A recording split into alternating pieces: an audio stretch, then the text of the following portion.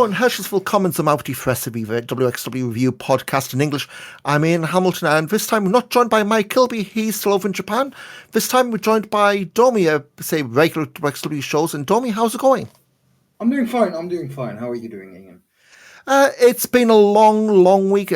We've started to get first little nip of winter. Like, not as bad up north, up in Scotland, but like we're getting well below 0 Celsius, which, when you think, we've had no snow, nothing like that, come Christmas time, two weeks later, and it's now like wrap up warm and get the heating on as little as you can. It's certainly a bit of a reality check hitting winter, but we're about 2-3 weeks on from the last WXW shows of 2024, and fair bit of news coming out of it. We'll touch on that, obviously. Back to the Roots next weekend, first big show of 2025, and the number of times, don't matter you'd work, I've kept saying 2024 already, and it's one of those things that the first couple of weeks of the year are always a bit messy, getting stuff updated and up to speed. But obviously, 2 shows from WXW just before the holidays. We're just going to run through the results quickly. Of course, both these are up on WXW now. We'll start December 20th, Wheel of Wrestling 63 in Borken. Again, just quick results because this was kind of like one of the town shows that made tape. Start off Icarus beating Mark Empire in the opener. Shenanigans there, High Performer Limited, which part of the course. That played into stuff later on, though. Mark Mensa made his main roster debut, unless you count the whole Extreme Wrestling Party stuff, beating Zoltan to retain the Wrestling Academy belt in just under 5 minutes. How much have you seen of Zoltan or M4, mate?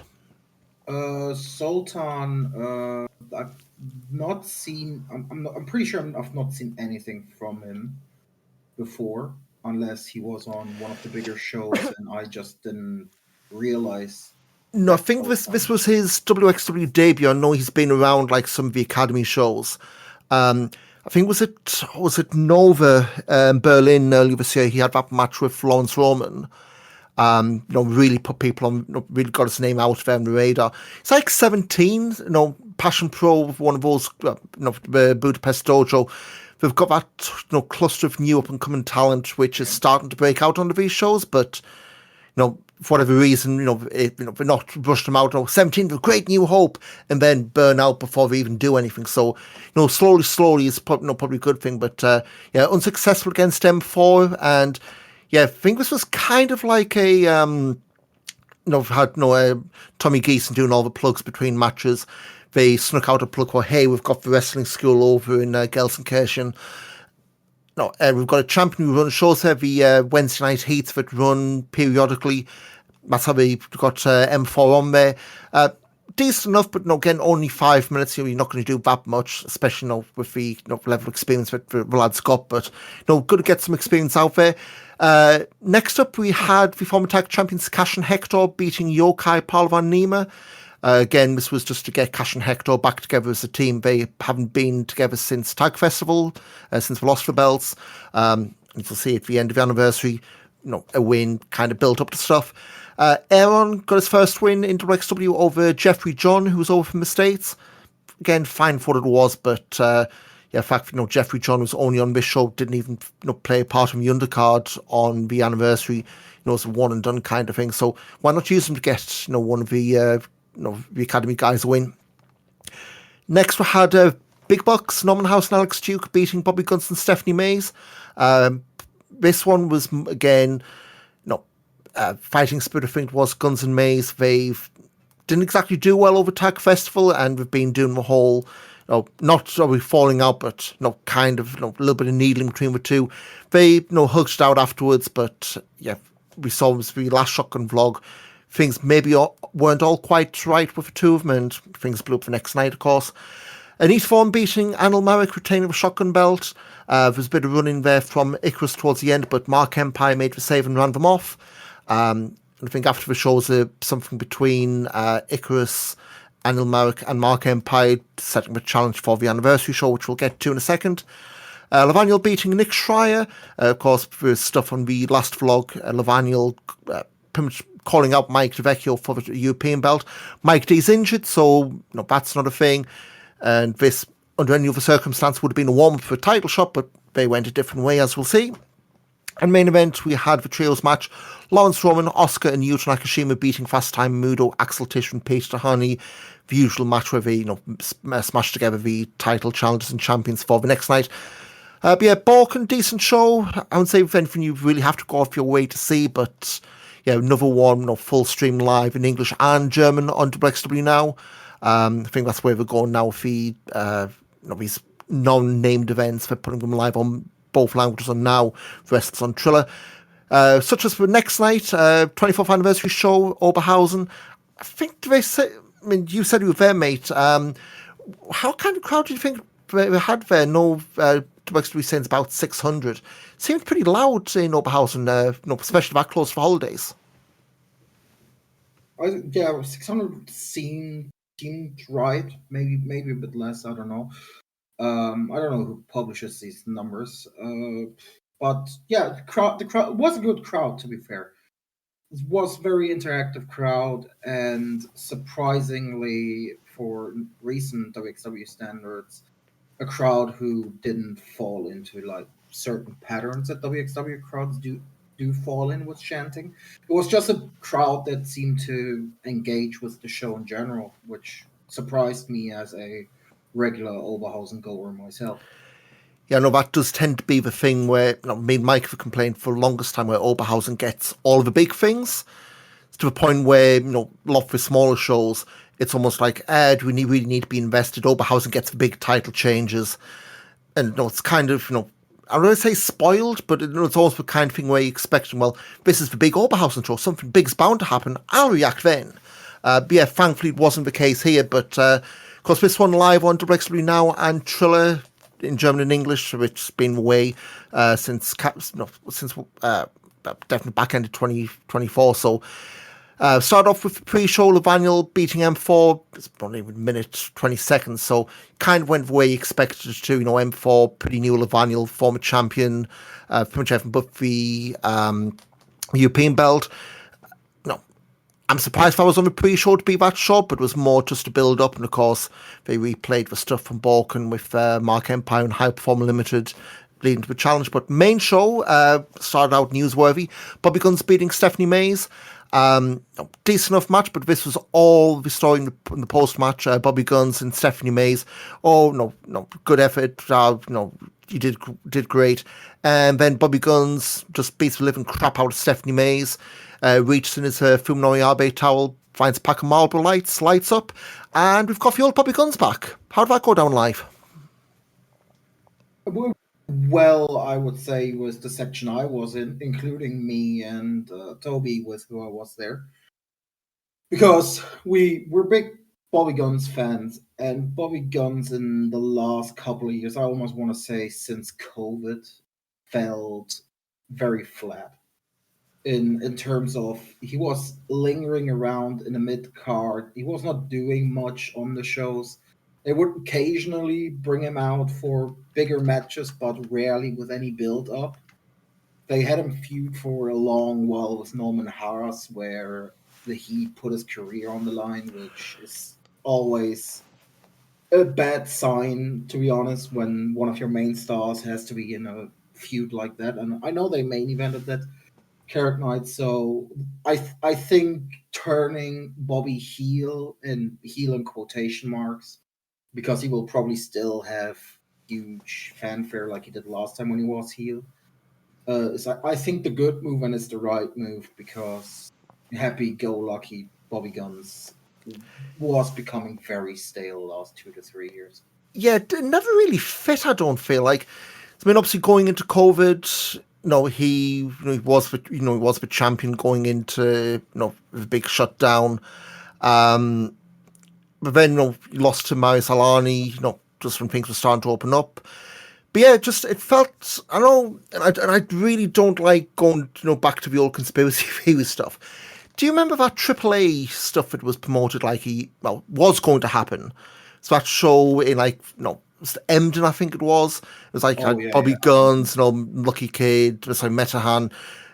And it just, the time just seemed to fit, I don't say perfectly, but, you look at this cage match And like this, we were talking like mid late 2023 when that was announced, and then obviously fell through.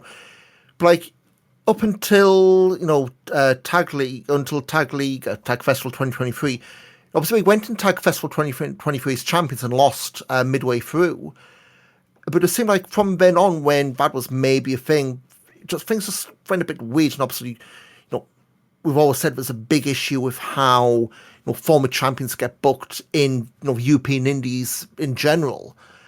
But yeah, it just felt like you had the Bobby Guns team with Michael Knight, which worked to some extent, but was just a million miles away from quote unquote the old Bobby Guns.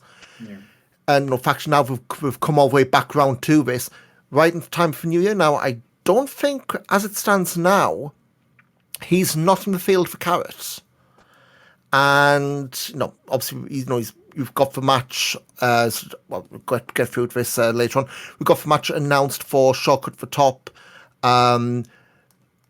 with Lawrence Roman, which you could expect if he wins. That's maybe a way into Carat, but Carat's one of the many tournaments Bobby Guns hasn't won. I think the best he's had has been, again, just looking through Cage Match. Actually, surprisingly, it hasn't been in that many Carats because he did a lot. He's champion on the main event picture during the Carat weekends. Like he was in Road 16, Carat Gold 2014, but didn't qualify. 2016, 2017 didn't qualify. Obviously, 2018, 2019, 2020 was in the big title matches and thereabouts. Really, his only Carat was 2022. And that was going out to Jonathan Gresham in the first round. So, if you're looking like missing pieces, maybe there's a dark horse unannounced for Carat, but that, you've already built up, your who's for the tournament, but maybe the change of character, back to the old character, maybe it's good timing, I guess. But we'll see how that goes. And obviously, Lawrence Roman on the anniversary show. Next up, we had Cash and Hector beating Big Bucks, Alex Duke, Norman Harris. Again, there's another win for the former champions there, going for the tag titles at the anniversary show. I don't know if there's anything much to remark about that. It just seemed to be getting for the old champions, get them a couple of wins. So it's not the old, hey, we've plucked them out for obscurity. They get the good old rematch, which I'm really not a fan of. One of those WWE tropes. Yeah, it's they won, but they kind of teased the tension between Dolnik and Hector, and I know they've done it a lot, but this time it was different because previously when they teased that it was because Hector would lose a match, or they would lose a big multi tag match, and they would lose, and Hector would like look angry because Dennis would not lock in, or or Hector would lose a singles match and would be annoyed that Dennis is generally more like on the positive side still. Yeah. Here they won and Dennis got the pin, and Hector seemed kind of annoyed that it wasn't him that scored the win, kind of. Yeah, So and I know, again, this is maybe fancy booking, but they've had Alani back, was it the Frankfurt show a couple of weeks back, and they've teamed elsewhere. And maybe if they're going to do like a massive U-turn or massive change in characters, that's the way they go. But it does seem like the Cash and Hector stuff has been I don't want to say can they coexist trope, but it has definitely been the uneasy partners stuff. And especially since they lost the tag titles, it's definitely been a lot more, hey, you better get serious. And clearly, what they're doing doesn't seem to be working, at least in terms of that particular relationship. But yeah, I do get the impression, obviously we've got the title shot against Youngblood next weekend. That to me seems like, the big old days, the big angle alert stuff where something's going to happen because they've laid all the path to that for something to happen. And I don't think it's going to be a Young Guns losing the belts either. the thing is, I thought so far on multiple occasions they would do now the split. For example, when they lost the tag belts and stuff like that. And it just always kept going, and they would always almost start the story over again from the beginning. And that now multiple times. I feel like this story had like multiple resets now. It's been going essentially for like 2 years, I feel like. the entire story around them, can they coexist kind of thing. And I also found it weird that this wasn't a particular split angle, but they teased another tag team split after Bobby Guns and Stephanie Mays just split 15 minutes before. Yeah, it's a bit like the teams we've got aren't great. Let's just reshuffle them. I mean, maybe one's a fake out, but yeah, I mean, maybe this one is a fake out. But as you say, they have been teasing this pretty much for a whole lifetime of a team. You know, whether it's just been very, we don't know. We're sort of so different. We're so wacky. We don't get along. But again, we'll see. I mean, I guess on the other hand, Norman and Alex, they've really been stop-start since they were put together as a team. And I don't know, I don't want to say it's this their level, but it certainly does feel like they've been put together. And no, the team certainly isn't more than the sum of their parts, at least not for results anyway. But that's probably big bucks for another day. But next up, we had our dose of High Performer Limited, Baby Allison beating Calypso. I would say just to get on the card, but Calypso's not a regular. I think that, especially since they got rid of the women's division, if you want to use those markers, it's very hard when you get like women's matches, and because it's like the old days where there's nothing really to go for. Yeah, you can say the shotgun belt's kind of de facto women's title these days, but it's almost like you've got the women's match out there, and it's like, well, what's the end point? And I remember when they did get rid of women's belt, ironically, a year earlier at Anniversary, it was exactly the thing we called out. Does that mean you get involved in women's matches, or are you going to have these, I don't want to say heatless women's matches, but certainly it meant that when you had Baby Allison and Calypso out there, because it wasn't Baby Allison's going to win, she could get a women's title shot. And granted, it could be in shotgun shot, but the way which is going doesn't seem to be heading towards any particular title picture right now. So it just was a match out there more for the follow-up, which, playing off Borken, the open challenge was laid out there. And Planet Kajira, how on earth did this go down live? Because I remember, again, with Shotgun Vlogs, Robert Dreisker doing the whole, I'm unbooking myself, I'm taking time off. He doesn't go away for long, does old Dreisker, does he?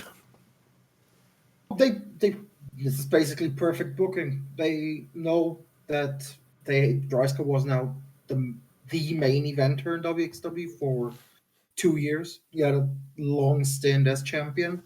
Yep. He had his stable that he led, and it was kind of time to do something new, something different. The main event scene right now is kind of clogged up with High Performer Limited, who are heels, and probably Bobby Guns in the future. And on the face side, you have Lawrence Roman and Ilya Bloom, at least for now. Maybe Igel Blanc as well, if you want to push him up to the top. Yeah, Igel Blanc as well. So it was kind of like he had to do something different.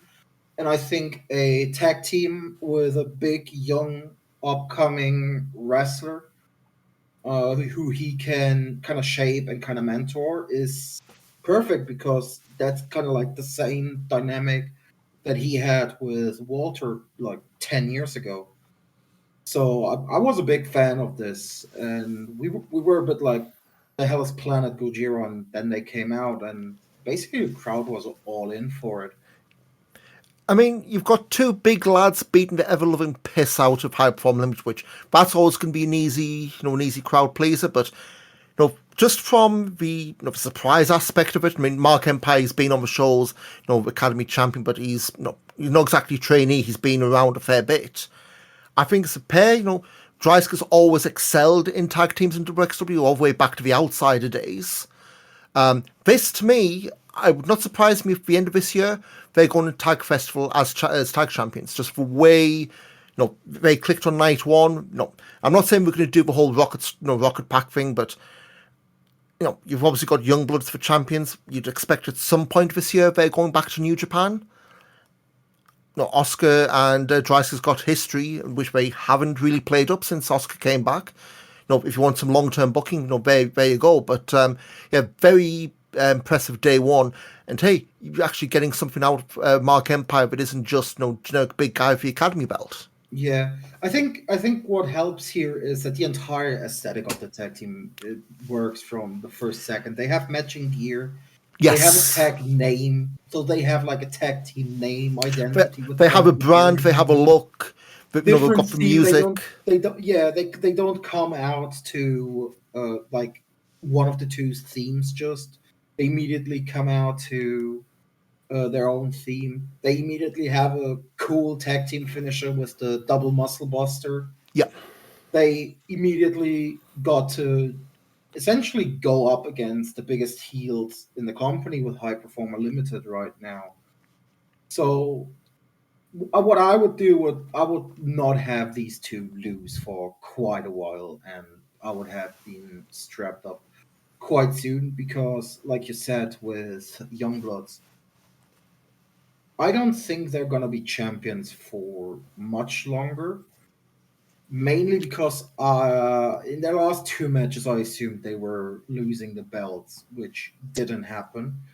Because in my mind, it's like they gotta go back to New Japan quite soon. Usually, when WXW gets people from there over here for a bit, it's not that long anymore, like it used to be, where people would come over for like 4, 5, 6 months.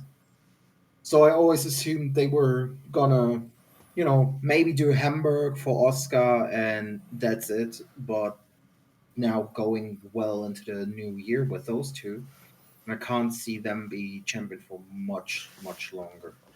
Yeah, I mean, obviously, Yuta going down injured pretty pretty early on didn't really help. But Yeah, I think as well, they've had the run, they've had the big festival weekender. Um, they are booked on shows, I think up until, not on the couch shows, but they have been booked up for the next few events. Um, but yeah, I think a lot of this now just depends on what New Japan wants because obviously, they are New Japan guys at the end of the day.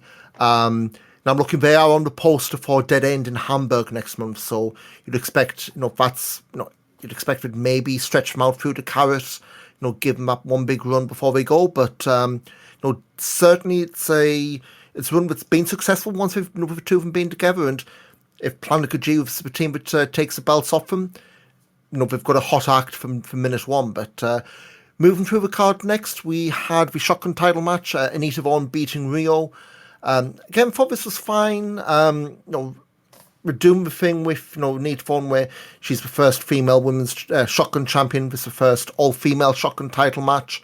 Again, I think fine for what it was, but it's one of these where Anita's still kind of finding her feet as a champion, I'd guess, and the shotgun belt in general, I would still say it's trying to find. I don't say find its place, but you've got the European belt, which obviously is on ice for the time being. But it's more where does that fit in now? Because you've got a belt which previously didn't exist. I don't know. I guess what I'm trying to say is in each form, still trying to find a feed as champion, haven't gotten the whole, the big upset win with the yeah, 4 matches in one day over Tagfest. yeah. It's the whole booking. I think is a bit weird around the shotgun title or like around Anita Vaughn being shotgun champion and now regularly defending it against other female wrestlers. Mainly because, like I said earlier, a year ago at anniversary, they got rid of the women's title, which I wasn't too concerned about it because the women's title was usually not very well booked for the reason that WXW never had more than 3 or 4 women's wrestlers on the show. So you would have just those 4 wrestlers wrestle each other all the time. So the title scene would become stale until you would have a big week ender Yeah, where you would get some fly-ins in.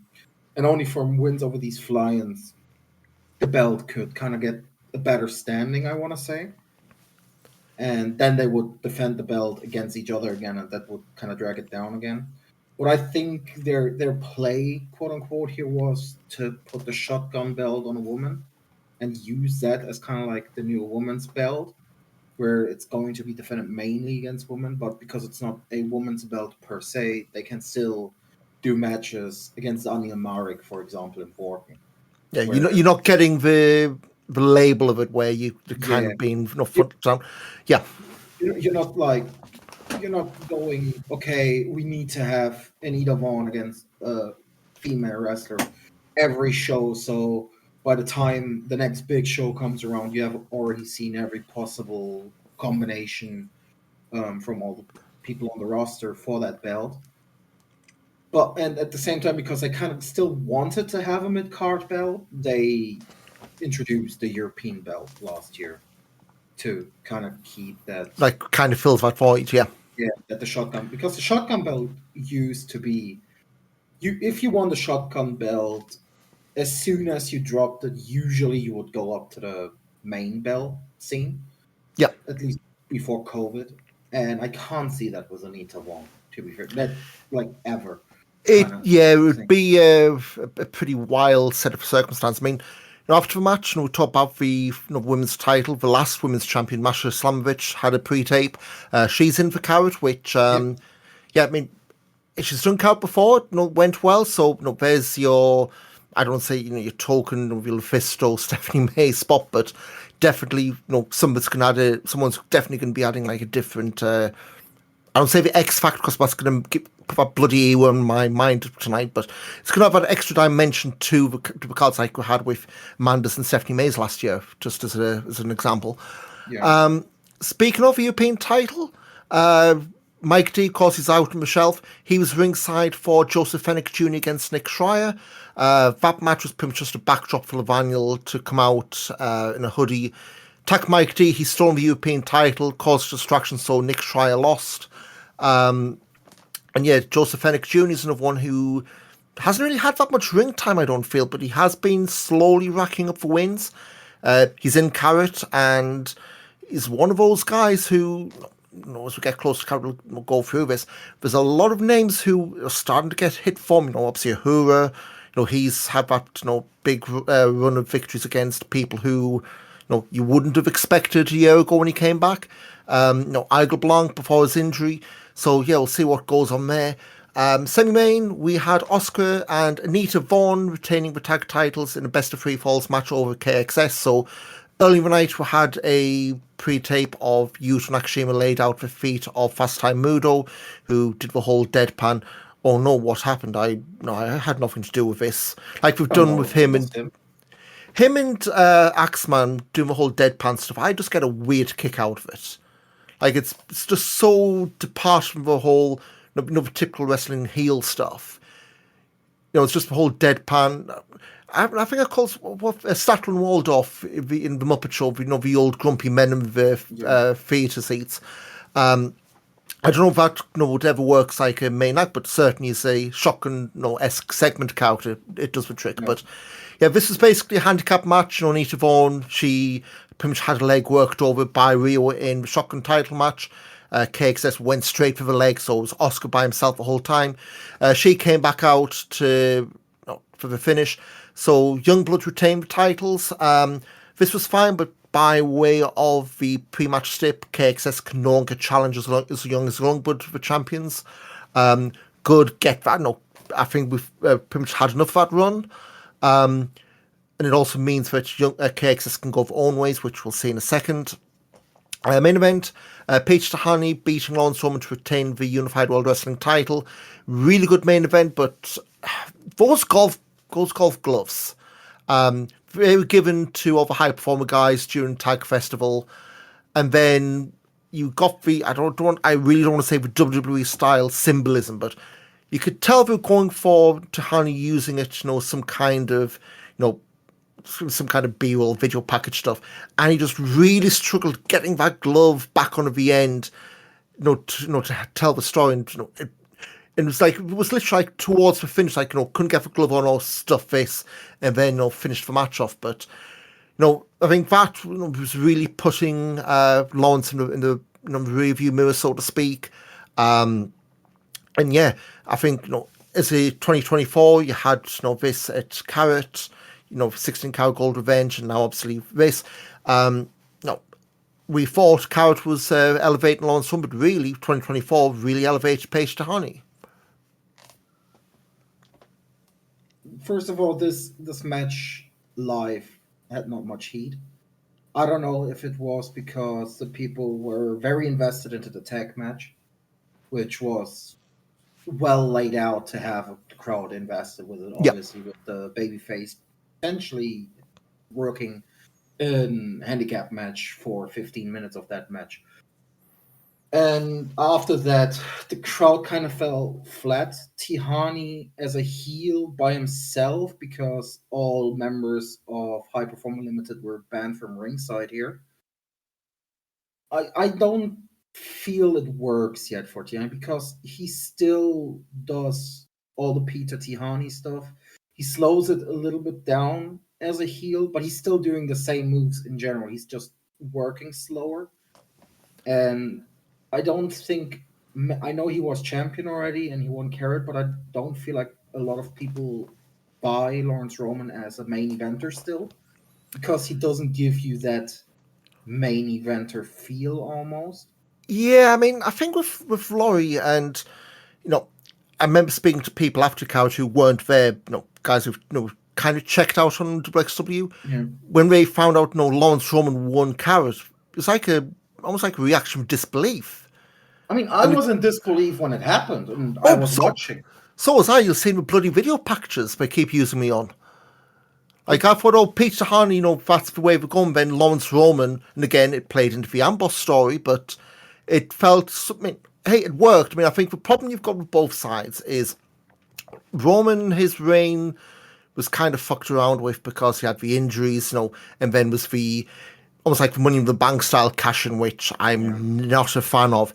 The Peter Harney stuff, to me, also speaks to, I'm going to hesitate and say laziness around High Performer Limited. But a lot of the guys who join High Performer Limited don't seem to get a repackage. Like, you had Joseph Henry Jr., he'd already turned, and then you got the High Performer Limited with sleep paralysis intro. Peter Harney's exactly the same music. You just get the dun, dun, dun, and then it goes on to his old theme. No, I mean, I don't know. Not a heel theme. Yeah, I mean, I don't know. Did you see the Tevao Total stuff at the weekend? Yes, I watched. I didn't watch it live. Well, not live because it was taped, but I didn't even see when it was shown because I recorded that. Tahani seemed more of a heel on that show, at least playing up. And again, he's been a babyface most of his run, in at least in WXW and GWF. But I think it's going to be the kind of thing where, if this is going to be a short-term thing, it's almost like a double fake out. Hey, I did this to get what I want, and now screw you, High Performer Limited. Because I think we touched on earlier, there's a lot more heel challenges than there are babyface challenges for the title, and that's something that may need to be polished out soon. But yeah, I mean, as a match, I thought it was fine apart from the symbolism. I think the big story came at the end. Of course, Leah Bloom was quote unquote suspended after the Brian Pillman stuff at Tag Festival and all that.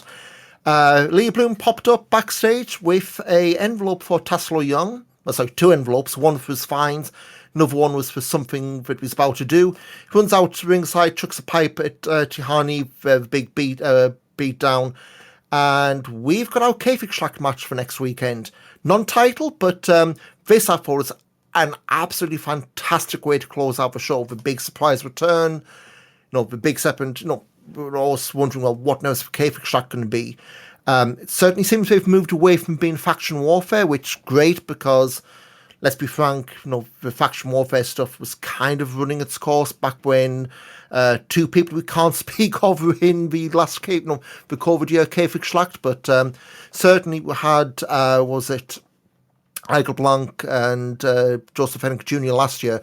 I think this match, yeah, you can argue they've done it pretty recently, but with the extra, the cage stuff and the extra violence we've had through Leah Bloom, this has got every chance of stealing the whole show. Yeah, I mean, I don't know if it's going to steal the show, considering it's probably going to be the main event.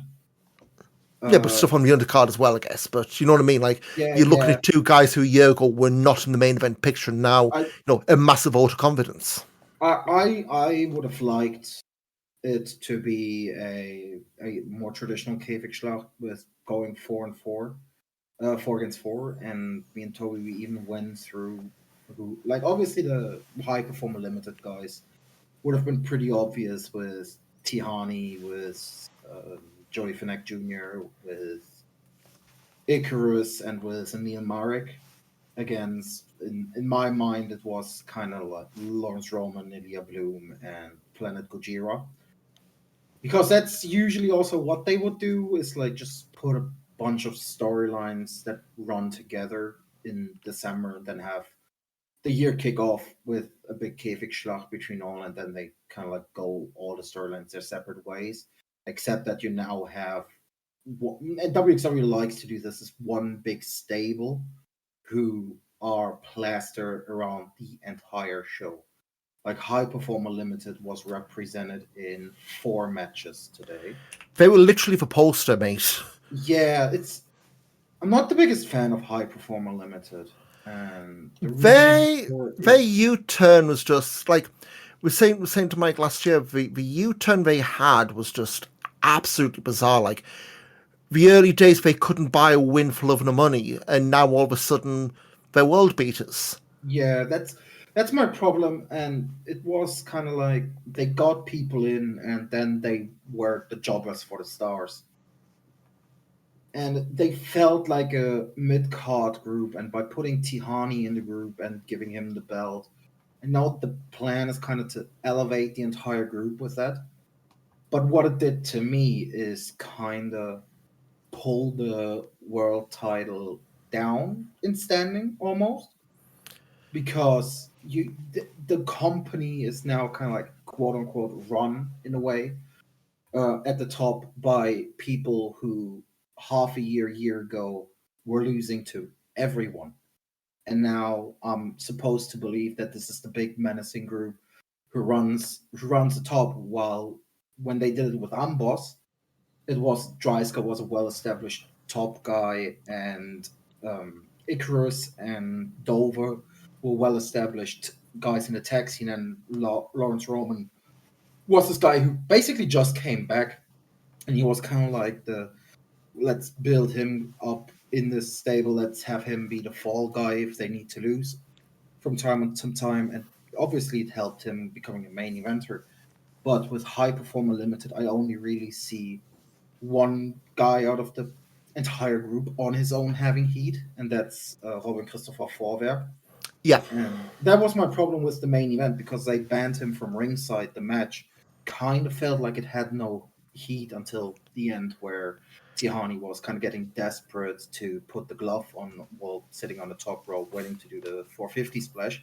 That got a bit of a kick out of the fans, because it's like you said, it's the WWE symbolism, the we're doing cinema kind of stuff, which is it. It would have been fine if he'd done it immediately, but he eventually did the audible of just doing the 450 anyway, but he waited too long with it. So Lawrence kind of had, yeah, it didn't look great, just because it's like you've got to commit to one thing or the other. Like if you've done the glove for that long, drop down, do something else, and then go to a finish. But I mean, again, it's the whole thing. That's what we're being told to do, and that's the whole the creative direction. It is the way we go. But yeah, I mean, we'll see where we go in the new year. No, I guess next weekend. But obviously, we have a shotgun vlog afterwards, and not going to go over every segment, but the one thing that really jumped out at me afterwards was how, I guess, calm Tihani was. And you remember, was it 2 years back, Käfigschlacht, and that, the violent injury to Dreisker, it was pretty much out of nothing. So I mean, it's good for we're tapping into that. I did that by accident. Imagine what I can do on purpose. Which, it'd be interesting to see, if that translated live. Or if it will translate live next weekend. But I think this is the match where you really need to see Tihani, find that dark side in him, so to speak. It's not just, I'm doing stuff slow because I'm now the bad guy. This is where he's got to find that extra edge. And we've already seen it with Aaliyah. Granted, not in the cage, but we've certainly seen it with the run-ins, with the weapons and what have you. My only worry is if they do anything goofy, wheel outfit with fake Leah Bloom again or something like that. But I hope we've got a bit more to that than doing that. But But yeah, that's the anniversary show. No, end of 2024 with WXW. Of course, they're in. Where are they in next weekend? Because we're doing another one of those where it's a arena, like a town show, then they're Munster, back to the roots. Munster the day before. Yeah, Munster, I think they've got a couple of matches announced. Oh, yes, the standing room only show for the Sputnik. Actually, may as well go through upcoming cards before we wrap up with a couple of notes. Of course, January 17th, standing room only for Sputnik. Got a couple of matches announced. Nita Vaughn defending the shotgun belt against Bobby Guns. Igel Blanc against Axel Tischer. Ahura against Levaniel. And Paige Tahani and Anil Mark against Planta Gojira. Only mentioning these because, of course, they're now taping the town shows. And we've been drip feeding matches onto the WXW Now service. So I would suspect all four of those we'll see in some form, regardless of the finishes.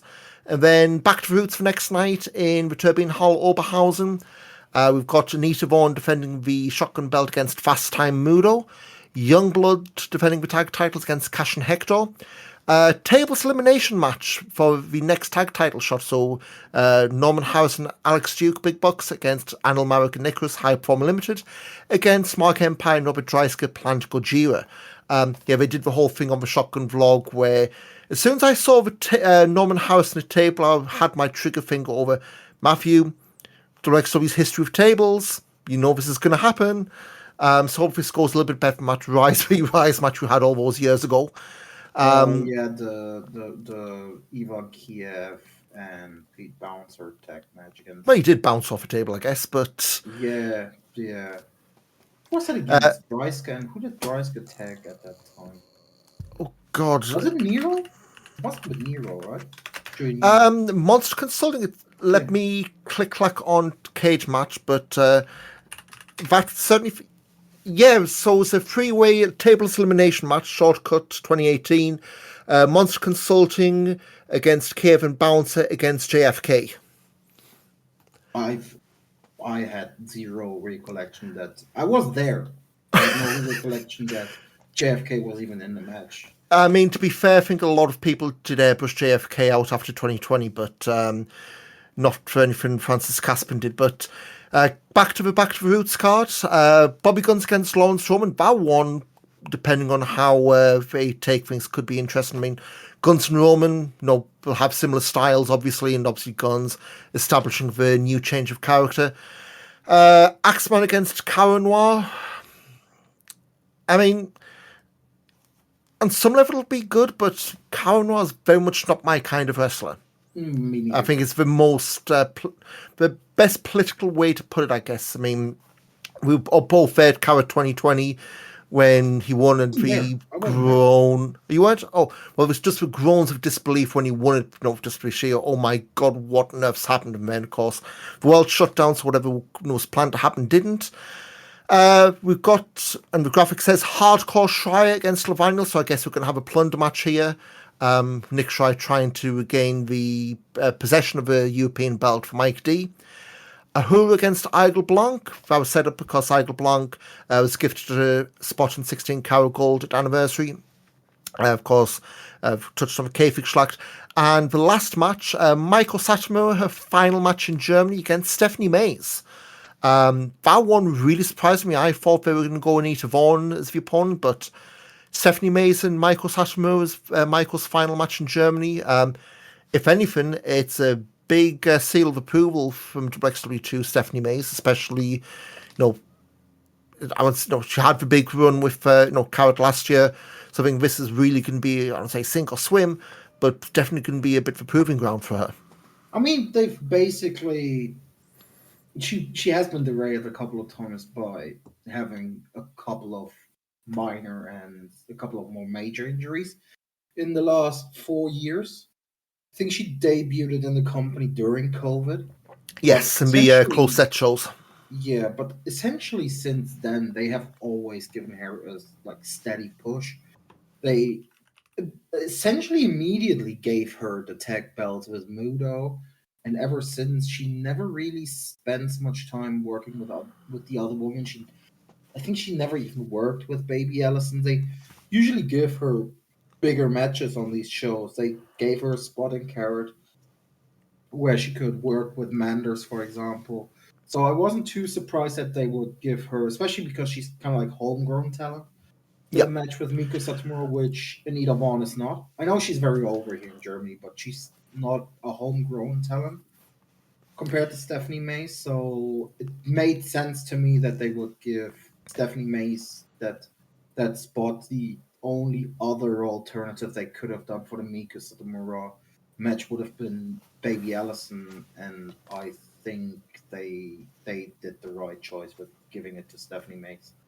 I'm just looking through Cage Match, and you weren't that far off when you're talking about who she's worked with. So Stephanie Mays did some Academy stuff back end of 2020, 2019. Actually had Fast Time Mudo at one of those Scouting the Next Generation shows, January 2020. When she did, of course, in a circle against Killer Kelly, the stuff at Carat 2020 when she was like the fill-in for Killer Kelly against them all. Then, yeah, the close set shotguns, Mudo, then the team of Mudo and Killer Kelly, then coming out Mudo, Mudo.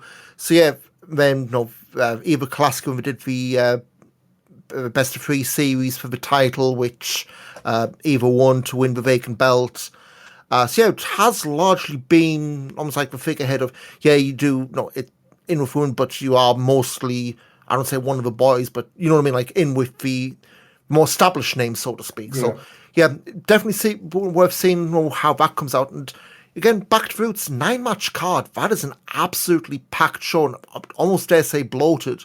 I mean, I would suspect one of these may end up on the pre-show, just because 9 on the main show in a 10th match could be a bit much, but again, we'll see. Of course, this will be live on WXW Now in German, Triller for English next weekend, so definitely one worth sitting down on Saturday night for. Of course, a load of upcoming dates will cover near the time, of course, Road 16 Carat Gold in Bielefeld. They announced early today that's going to have one spot in Carat up for grabs. I guess while we're just covering a few other news bits, you see WXW's been putting up a bunch of free matches on their YouTube over the holidays, and it's been like some of the high-profile stuff. Bobby Guns, Yota Tsuji from Back to the Roots 2 years ago, timed well for Yota winning the global belt in New Japan.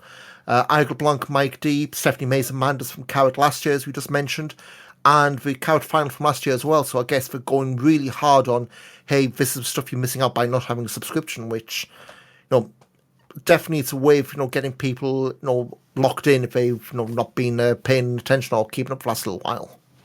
Yeah, I think it makes sense before Carrot. We talked, I think, after. Did we talk after TechFest or after Carrot about ticket sales for Carrot that were Um, told to us were the best pre-sale we ever had for yes, Carrot? and like right now, I mean, Inner Circle sold out just before Christmas, which Yeah, is absolutely bonkers. And I'm just looking at now the Ticketmaster stuff for Carrot. Like right now, if you want the packages, literally you're looking at balcony, a standing, or rows 4 or 5. yeah, Like front row, I mean, I know because I tried to get front row when I was still in Oberhausen last year. They went in like 10 seconds. yeah, That's how, even the VIP balcony, that's gone. So literally, if you're planning to go, you're either standing or if you're getting the festival pass, you're sitting like rows 4 and 5. So Carrots is absolutely the hot ticket right now. When you see, not to needlessly bash, you look at Progress, they're super strong style and not exactly doing gangbusters. It's good to see that someone in Europe is still making a killing with these tournament weekenders, and if anything, definitely feels almost as hot as it was 5 years ago. I wouldn't say that, but At least in terms maybe of ticket sales. maybe ticket sales wise, yeah. But I think in general, WXW now is starting to slowly are on the upswing. WXW had a couple of rougher years now after COVID. A lot of things where things fell through, people got signed, people left, people retired. Or worse, where just big names were gone after COVID, and there were no big names left, kind of. You've had a few years of like restocking the pool, so to speak. And you Yeah, had been, and they have now we're now in the situation where a lot of the talent that's coming up is now we're now getting to the stage where they were in going into 2016 ish, where they have now started to establish their local stars again, like a Peter Tiani, like a Lawrence Roman, and they need to do this more and more. And I have a good feeling that they are doing it more and more because I felt somewhere even before COVID, I felt like WXW kind of lost themselves a little bit where they started doing what a lot of British indie companies also started doing was doing the whole we're booking dream matches first and then we kind of doing storylines around it if we feel like it. And now always thought was WXW's strength was doing shows that were very storyline focused and that would conclude at these big weekenders, and the shows were easily accessible for people all around the world to watch. So I feel like they're getting their footing in again in that term. So yeah, I'm feeling positive about WXW in a way I haven't felt in a long while. I mean, you look at the Carat lineup. I mean, we've got the 12 names so far. It's already that mix of homegrown guys and flyings who haven't been done to death for the most part. Yeah, You've got Ahura. We said he's had the big run. Of notable singles wins, which has gone under the radar because they haven't been bashing over head of, hey, look, he beat Axeman. Hey, look, he beat Tim Thatcher. It happened, but it wasn't a subtlety hammer thing. Igor Blanc, Psycho Clown, first time in Europe in, I think said Mike's been best part of a decade, and his first time in Germany. So, there's, a big name, so to speak, in terms of, barely around here. Joseph Fennick Jr., not exactly being front and centre and high performer, but slowly getting wins. Dragon Kid, a long time veteran. I mean, Christ, he was back on WCW Worldwide, and that's been dead for the best part of 25 years. yeah. He's over Manders, who's become the latest cult hero. Cara Noir, Michael Oku, Adam Priest, Lawrence Roman, Masha Slamovich, Axeman. So there's 12 names, and already that is a really stacked lineup. Got obviously the Road 16 Carat Gold winner plus 3 other spots coming up.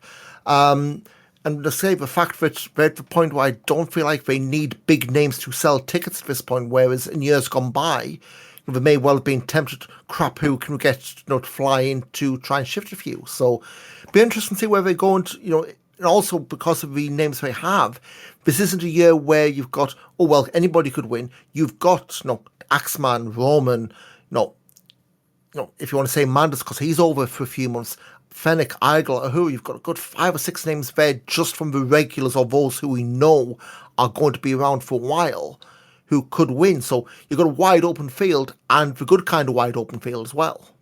I think what is especially good is it felt in the last couple of years of Carrot you had a couple of names in the tournament who felt like they weren't ready yet for a tournament, so to speak. Because old Carrots, I always say old Carrots, like is for me before COVID and after COVID, because COVID was this really cataclysmic event where, especially in the European indie scene, just with NXT UK being a thing, with a lot of people being signed before and then completely disappearing after COVID from our radar, that we had this kind of like mass exodus of talent in Europe, where every company kind of struggled to rebuild. And in my opinion, the company that dealt with this the best was Rev Pro, actually. And WXW is now also catching up. And I feel like this year, for a long while, is the first Carrot where every name that's been announced so far is a name where if you asked me 3, 4 months ago, this name's going to be in Carrot, I would have been, yeah, they should be in Carrot. Even with the homegrown guys. For example, last year I was kind of like, I don't know if Ilya Bloom was ready yet for Carrot, and he didn't feel like a Carrot participant yet. This year I feel like everyone, even if you put Elia Bloom in now this year, I feel like he fits now into the billing Yeah. of being He's done the hard yards from the past year where he's not Yeah. just been like, obviously last year he had the concussion which really screwed up with the plans they had, and ironically mean, had this wee Nick Schreier stuff where he was kind of a fill-in, and they made it, 2 stars and 1 goal kind of out of Masato Tanaka. But yeah, I think it's the kind of thing where we've had for years where it's been, let's say, the hard yards where you've had people come in. You've had your Lawrence Romans who've come back from an injury and plugged away and built themselves up. Names from abroad who you've heard but haven't really had a go. So yeah, I think we said the talent may not be as recognisable as 5 years ago, but definitely for those who've been keeping up, it's definitely a product with a scene that's worth keeping up with. Yeah. And certainly this year, this has got all the makings of being that tinderbox where maybe not the heights of a boom we had 8-9 years ago, but definitely something pretty damn close to it. I think you have to compare this lineup. You can't compare it with Carat lineups in 2018 or 19 yet. Oh, absolutely not. I think if you, because you have to see it in an era like the entire deal in WXW from 2015 to late 2019. That was an era of WXW where WXW overall over those 4 years were probably the best wrestling promotion in the world. Not just maybe behind New Japan, but in those 4 years, as a pure product, there was not a wrestling promotion, at least in the Western world, that was as round of a product as WXW at the time. So it's always really unfair to compare it to that time. But I feel like this is kind of, we're going into a new era in general in European wrestling where we kind of worked ourselves up again to be going into better times because we now have stars even outside of WXW and European promotions again who are fresh, who are not like feel stale. You have, for example, in England, someone who seems very exciting with Luke Jacobs, for example. And it's just a very exciting time again, finally again, almost to be a wrestling fan in Europe for the European product.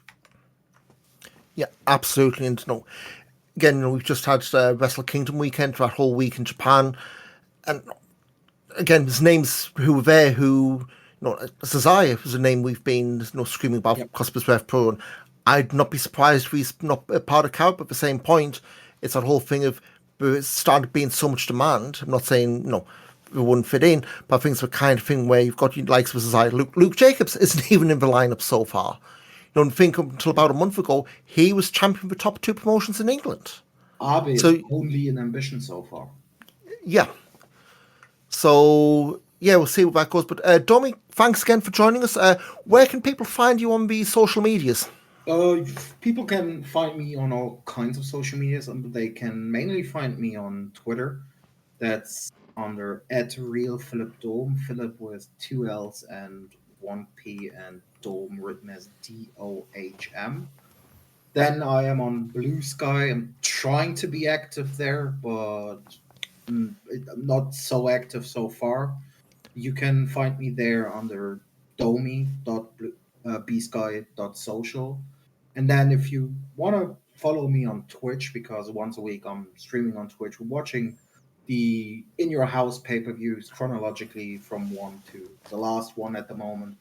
We're just every Wednesday at 9:30 p.m. UK time. You can find me there under Dominator 43. That's Dominator written with an H behind the O.